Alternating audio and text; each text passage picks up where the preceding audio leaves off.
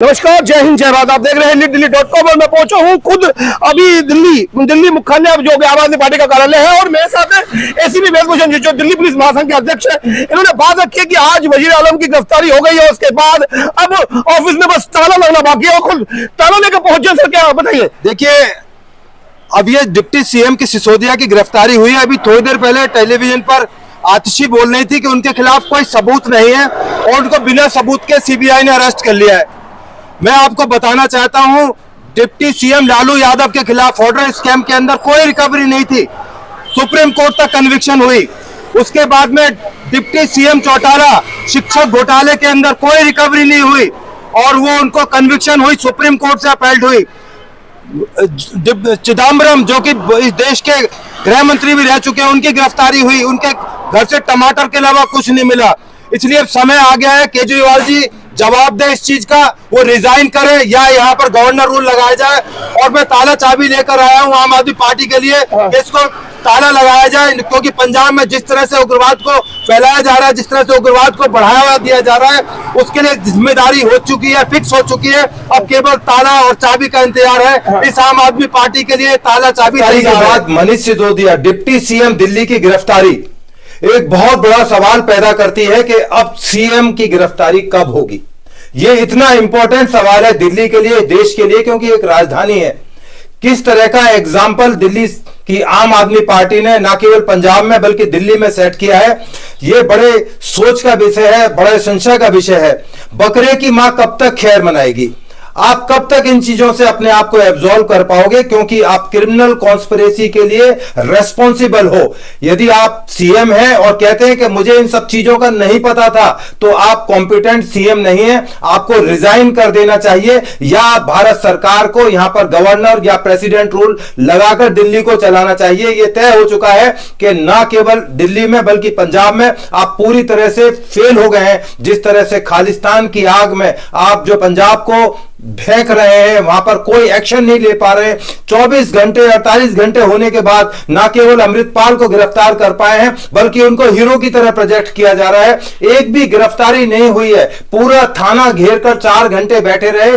कोई criminal conspiracy का मुकदमा नहीं, कोई बड़ी गिरफ्तारी नहीं। बड़ी शर्म की बात है, पूरा देश आपको देख रहा है। और सबसे बड़ी शर्म की बात है कि आप अपने आप को देशभक्त बोलते हो। आज सुबह जब सिसोदिया निकल लेते दूसरी बार इंट्रोगेशन के लिए, तो लग रहा था शायद वो किसी रैली में भाग लेने जा रहे हैं। अपने आप को शहीद भगत सिंह से कंपेयर कर रहे थे, जो जिन्होंने देश के लिए कुर्बानी दी। आपने केवल इस दिल्ली को भ्रष्टाचार दिया, इस देश को भ्रष्टाचार दिया।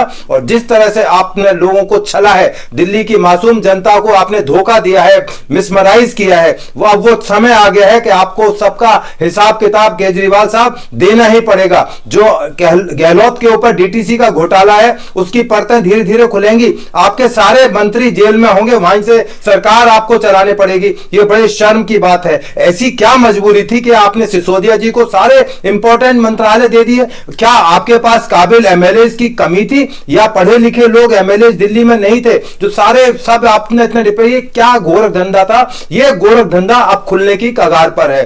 सिसोदिया के खिलाफ जो जासूसी का एक एफआईआर होनी है सीबीआई के अंदर, जिसकी जांच अभी शुरुआती स्टेज में है, वो एक बहुत संगीन मामला है, क्योंकि उसमें आपके खिलाफ देशद्रोह का मामला दर्ज होना चाहिए। आपके पास ना पुलिस थी, ना इस तरह के अधिकार थे। फिर आपने किस तरह से एक जासूसी का एक डिपार्टमेंट अपने अंदर खोल दिया? सारा पैसा, वीडियो कैमरे, तमाम तरह की चीजें वहां पर खर्चे किए गए। वो किसके कहने पर, किसके लिए, किसके खिलाफ किए गए? ये बहुत संगीन मामला है। ये इससे भी संगीन मामला है जिसमें आज सिसोदिया को अरेस्ट किया गया है।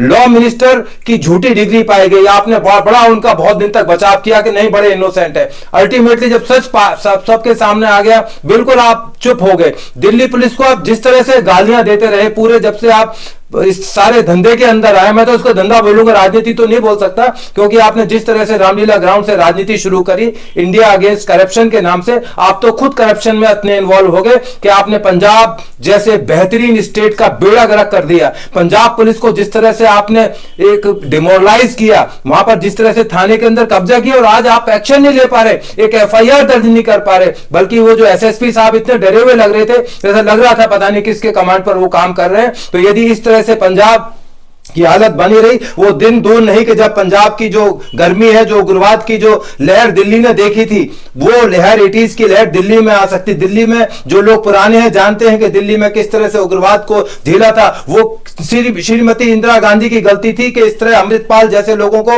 उन्होंने पालकर यहां भी अपनी आंखों पर बैठाया। आज वही पंजाब में दोहराया जा रहा है। जागने का समय है, जगने का समय है। अब आप जो है खालिस्तान के नाम पर उग्रवादियों को समर्थन कर रहे हो, कब्जे करा रहे हो, और अभी तक गिरफ्तारी नहीं।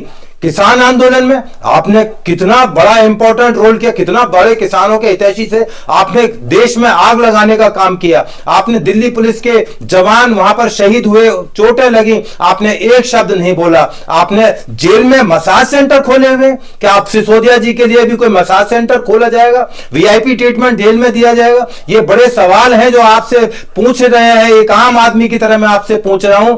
जुलूस के साथ आप इन्वेस्टिगेशन करने जा रहे हैं, जुलूस रैली करने जा रहे हैं, आप वहां पर किस तरह का सीन क्रिएट कर रहे हैं? मैं तो पहली बार देखा है कि कोई इन्वेस्टिगेशन ज्वाइन करने के लिए एक रैली लेकर जा रहे हैं। वहां पर धारा 144 लगी हुई है, आप सीबीआई के कार्यालय पर जा रहे हैं। आप कोई रामलीला ग्राउंड की रैली में नहीं जा रहे हैं, आप एक कार्यालय में जा रहे हैं। वहां पर जिस तरह संजय सिंह और उनके समर्थक वहां पर बदतमीजी कर रहे हैं पुलिस वालों के साथ में, और उनकी पुलिस की कोई सुन नहीं रहे। आप क्या लॉ एंड ऑर्डर की बात करते हैं दिल्ली के अंदर? आपको शर्म आनी चाहिए दिल्ली सरकार को। अमृतपाल जैसे विदेश से जो आए हुए भाड़े के टट्टू हैं, उनको जिस तरह से पंजाब में आप बढ़ावा दे रहे हैं, ये एक दिन आपको आंखा धूल बनेंगे और आपके लिए जीना और देश को जवाब देना मुश्किल हो जाएगा। गुरु ग्रंथ साहब की आड़ में लेकर कल को कोई बाइबल की आड़ लेकर जाएगा, कल को कोई गीता की आड़ पर लेकर जाएगा, तो क्या उसको अरेस्ट न किया जाएगा? ये अच्छा तमाशा है। बड़ा अच्छा जवाब दिया गया पंजाब की तरफ से कि गुरु ग्रंथ साहब थे इसलिए हमने कुछ नहीं कहा। तो इसका मतलब कोई भी बाइबल गीता लेकर कहीं भी किसी थाने में पथराव कर सकता है, घेराव कर सकता है। ये आपका जो लॉजिक था, ये किसी की समझ में नहीं आया, ना आएगा।